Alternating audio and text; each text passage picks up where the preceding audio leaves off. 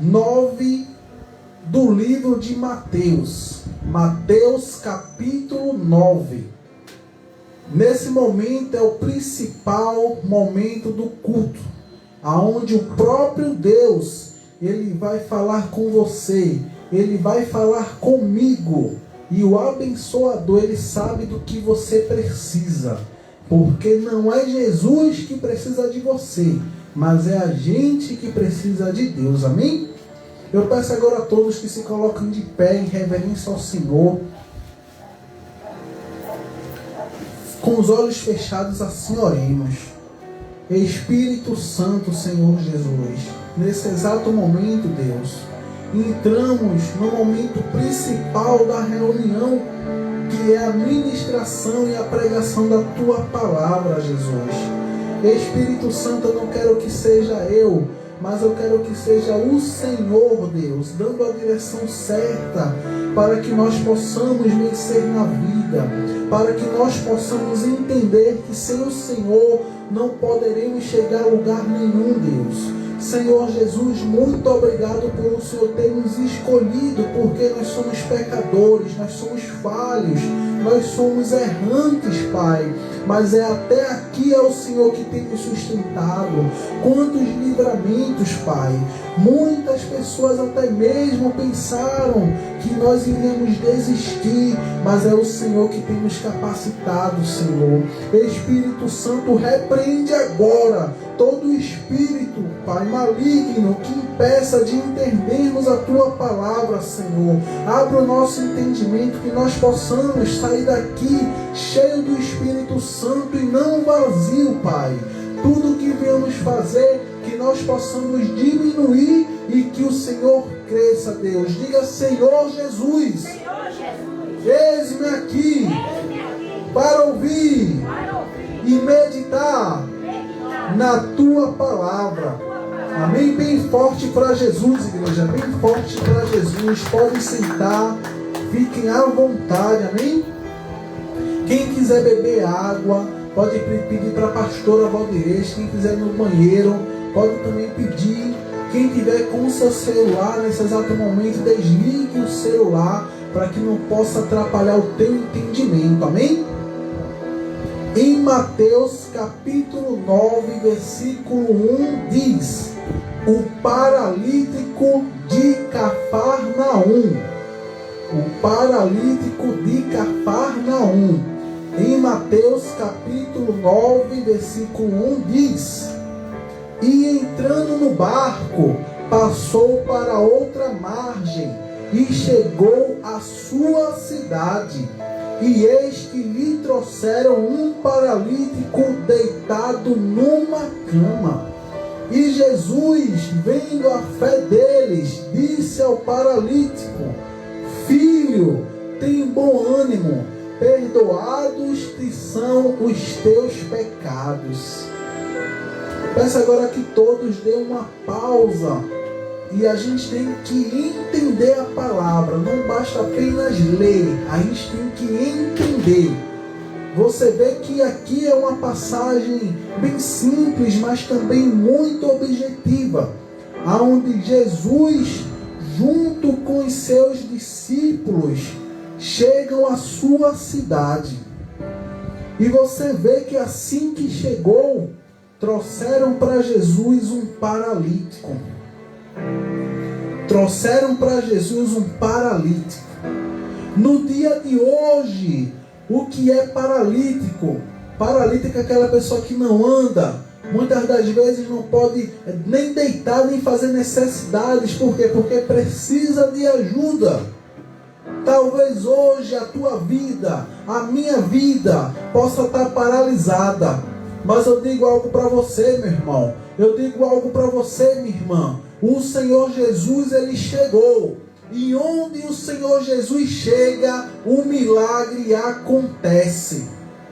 E Jesus diz, quando trouxeram o paralítico até Ele, Jesus, Ele se agradou da fé daquelas pessoas.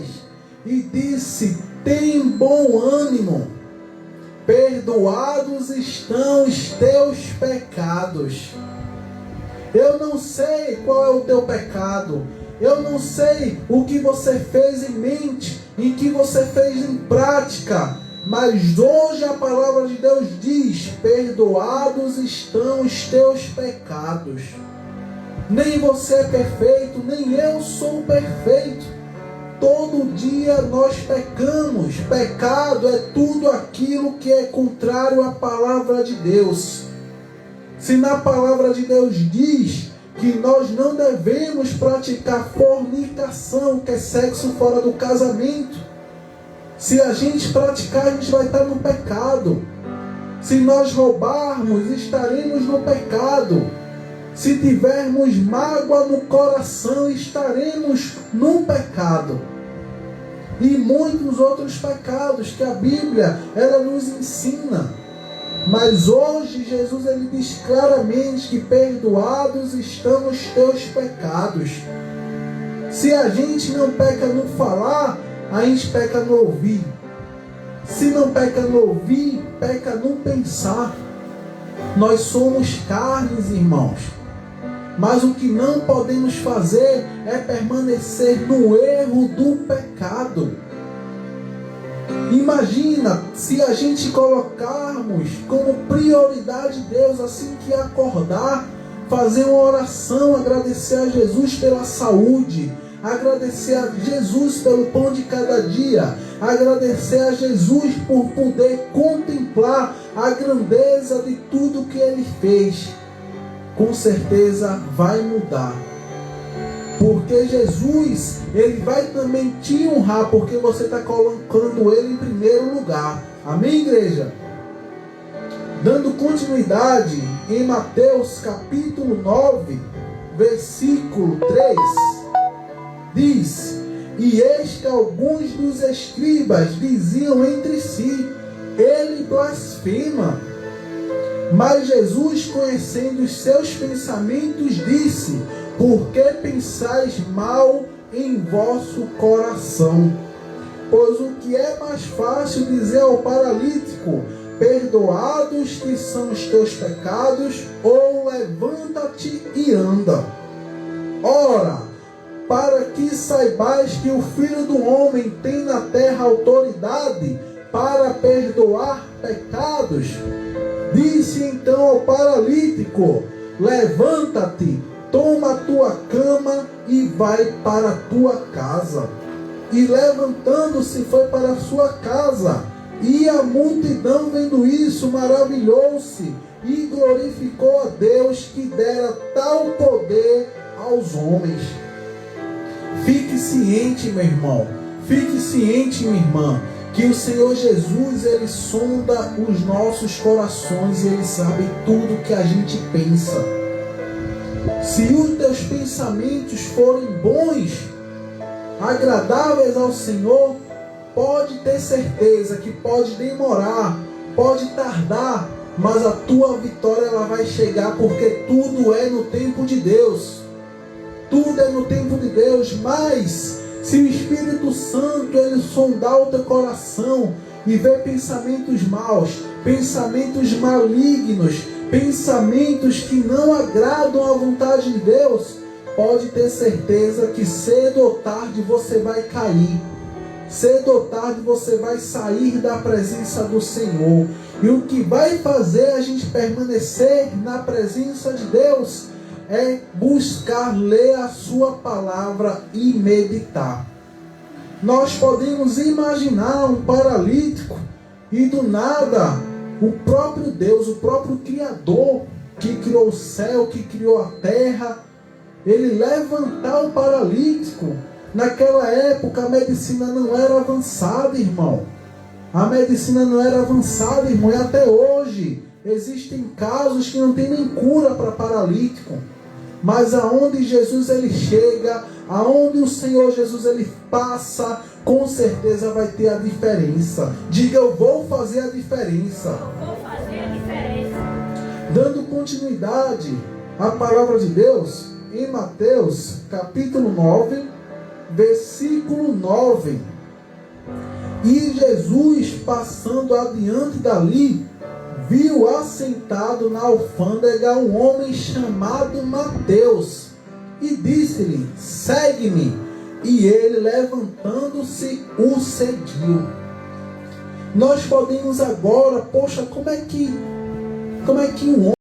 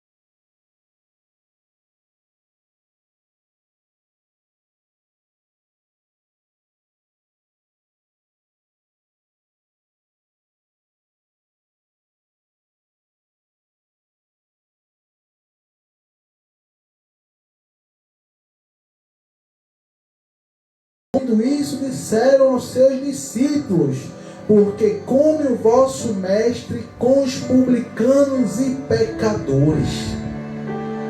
Jesus, porém, ouvindo-lhes, disse-lhes: não necessitam de médicos sãos, mas sim os doentes. Você vê que Jesus, ele não olha a aparência. O Senhor Jesus, ele veio para salvar, ele veio para servir, não para ser servido, irmão. Você vê que naquela época, os próprios publicanos, você vê que ficaram apontando a Cristo, tentando ver erro até mesmo onde não tinha. Claro que nós temos que ter a prudência onde a gente pisar, onde a gente ir, mas aonde você colocar os teus pés, você tem que ter o brilho de Jesus, você tem que ter o brilho do Espírito Santo, você tem que focar em conhecer a grandeza de Deus, você tem que focar em colocar o Senhor Jesus como prioridade, porque tudo que tem nesse mundo passa, irmão. Cedo ou tarde passa, tudo é pó dessa terra, mas a nossa alma, ela é eterna. Quanto é que vale uma alma? Nós não podemos imaginar, nossa mente humana, a gente não consegue imaginar o que é eternidade. E a nossa alma, ela só tem dois caminhos para a eternidade, que é ou morar no céu eternamente, ou infelizmente para o inferno e para o lago do fogo que ardem eternamente. Medite nessa palavra, medite nesse ensinamento, aonde o próprio Deus, ele está dando essa reflexão para mim e está dando essa reflexão para você. Olha o que o Senhor Jesus faz. Mateus capítulo 9, versículo 13. Ide, porém, e aprendei o que significa misericórdia quero, e não sacrifício, porque eu não vim para chamar os justos, mas os pecadores ao arrependimento. O Senhor Jesus, ele se agrada do arrependimento sincero, irmão. Há quanto tempo que a gente não ora de uma maneira mais eficaz? Você sabe que quando você ora, Jesus, ele ouve a tua oração, e Jesus, ele não quer o teu dinheiro. Jesus, ele não quer o teu sacrifício. Jesus, ele quer a tua fidelidade.